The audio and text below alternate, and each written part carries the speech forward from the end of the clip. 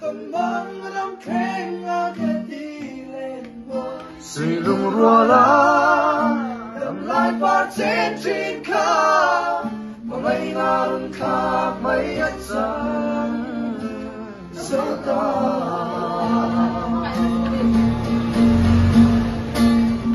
mà mấy năm xưa đi mình qua ra đó đã say luôn một hi như ly gần đây say lô anh nằm nghe vậy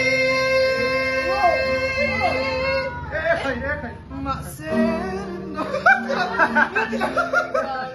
nát nón cất tung tô lô Ủa đi nó liềm quấy trò gì á?